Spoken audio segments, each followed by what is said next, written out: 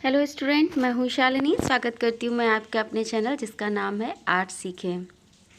तो जैसे कि आप लोगों को पिछली वीडियो में मैंने बताया था कि जो लोग वर्किंग हैं तो वो कितने आवर्स स्टडी आसानी से कर सकते हैं। और आज की वीडियो में मैं उन लोगों के लिए लेके आई हूँ जो लोग घर पे रहते हैं और कोई वर्किंग नहीं है, मतलब हाउस वाइफ्स हैं जनरली, और जो स्टूडेंट्स हैं जो कि अभी से पढ़ाई कर रहे हैं, कोई काम नहीं कर रहे हैं, वो लोग आसानी से 8 घंटा अपनी स्टडी के लिए कैसे निकाल सकते हैं। आज का वीडियो उस टाइम टेबल को लेके आया है। तो आप लोग इससे आप अपना एक टाइम टेबल मेंटेन कर सकते हैं according to this time table, और साथ ही अपने इसमें ऐड या सब्ट्रैक्ट भी कर सकते हैं अपना टाइम। तो एक ये सजेशन है जो आप लोगों को अगर पसंद आए तो वीडियो को लाइक करिएगा और चैनल को सब्सक्राइब ज़रूर करिएगा। आप लोगों के क्वेश्चंस ये भी आ रहे हैं कि मैम किस तरह मैं टीजीटी की तैयारी करूं, इस पे वीडियो बना दीजिए। देखिए प्लेलिस्ट में जाके देख लीजिए, उसमें आप लोगों को ज़रूर मिल जाएगा वीडियो कि किस तरह आप टीजीटी की तैयारी करें। अदरवाइज़ मैं एक वीडियो ज़रूर लेके आऊँगी आपके लिए कि किस तरह आप टीजीटी की तैयारी करें, किस तरह से अपना सब्जेक्ट सिलेबस कंप्लीट करें और कैसे पढ़ें। तो मैं इस पे जल्द ही बनाने की कोशिश करूँगी। चलते हैं आज के वीडियो में, बढ़ते हैं आगे, क्योंकि जो घर में रह रहे हैं, जो हाउस वाइफ्स हैं जनरली, वो स्टडी अपना किस तरह से मेंटेन कर सकती हैं इस टाइम टेबल को बना के।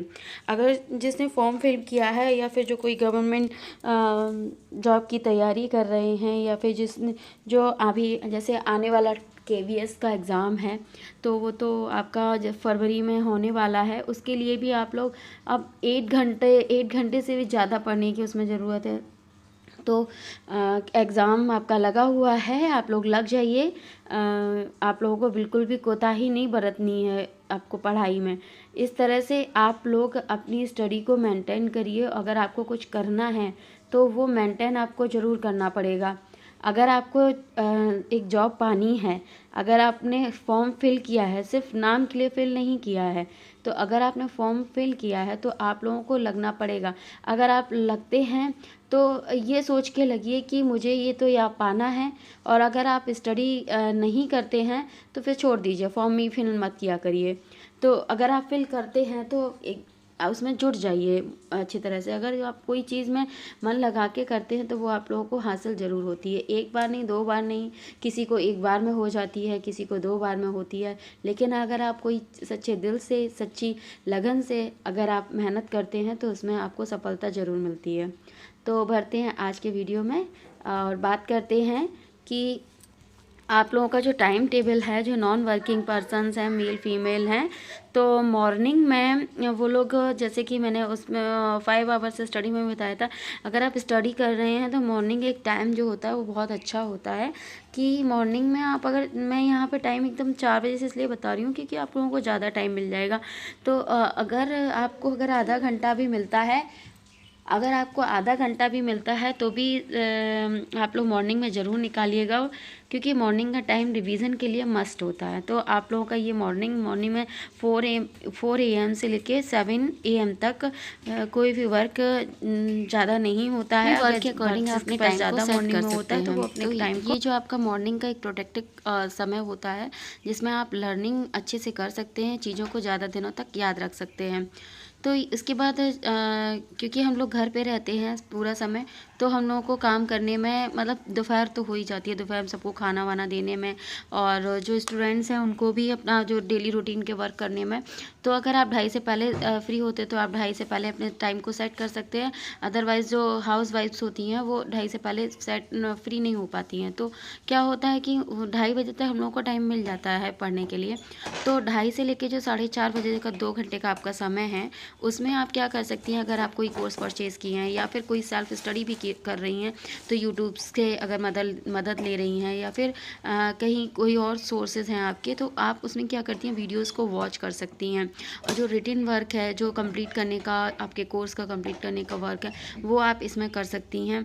तो जो राइटिंग और जो वीडियो वॉचिंग और जो अपने सिलेबस को मेंटेन करने का समय है, वो आप ये 2 घंटे आप अपने सिलेबस को मेंटेन करने, सिलेबस को देखने में समझने में और उसको कितना आपका बकाया रह गया है, कितना बचा है।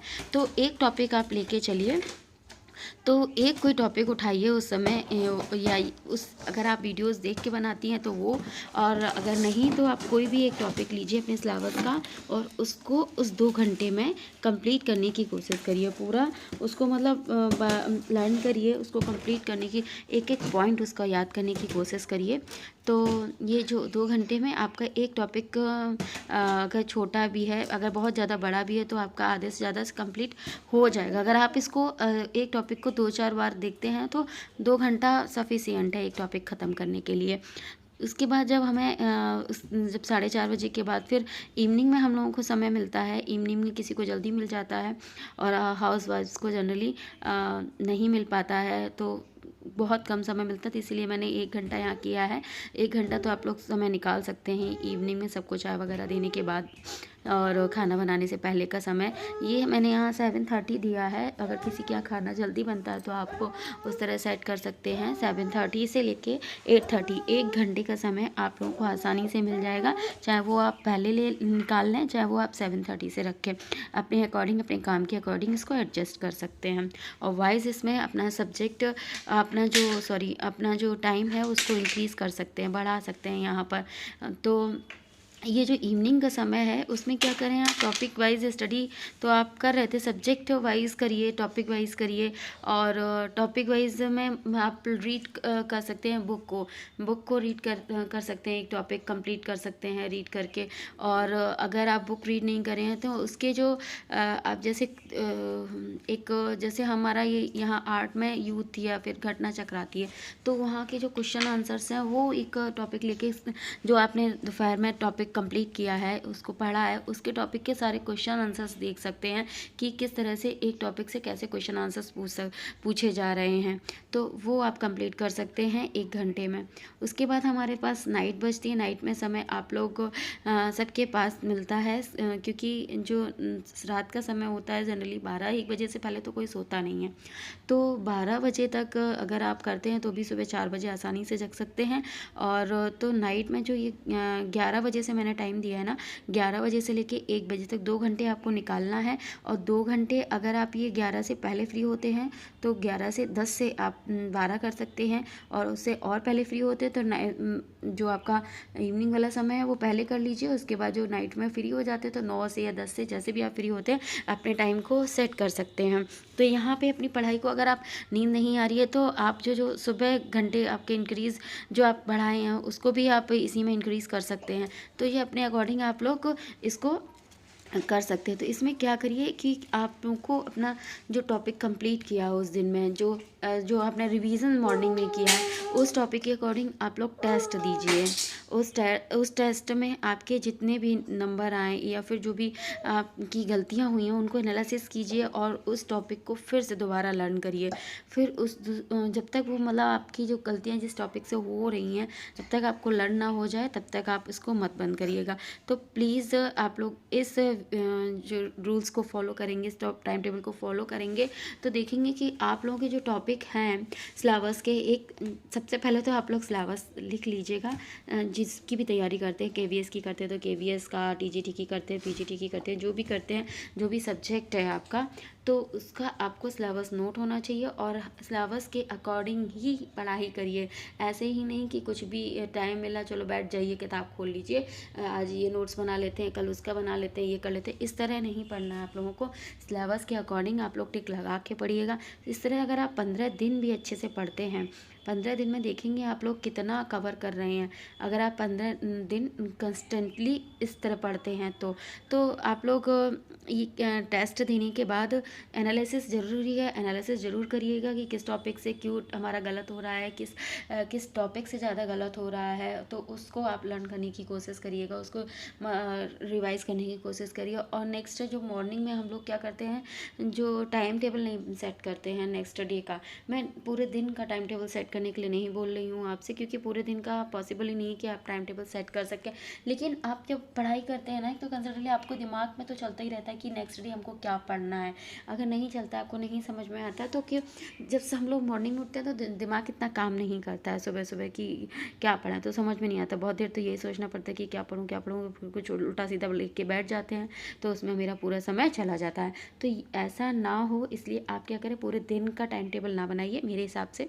अगर आप लोग अगर कर पा रहे हैं तो अपने पूरे दिन का टाइम टेबल भी सेट कर सकते हैं।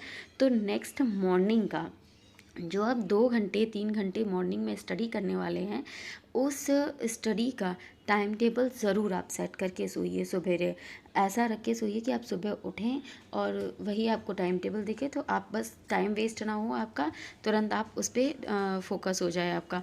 तो नेक्स्ट मॉर्निंग का टाइम टेबल ज़रूर सेट करके सोइएगा आप लोग। तो ये रहा आपके पूरे दिन का टाइम टेबल, और कैसा लगा तो आप लोग ज़रूर कमेंट बॉक्स में ज़रूर बताइएगा।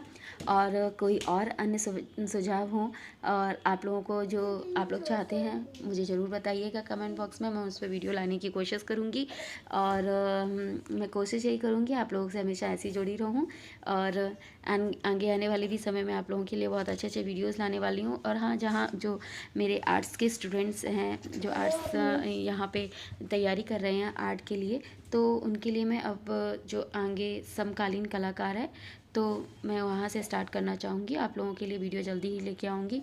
तब तक के लिए take care, till then bye bye.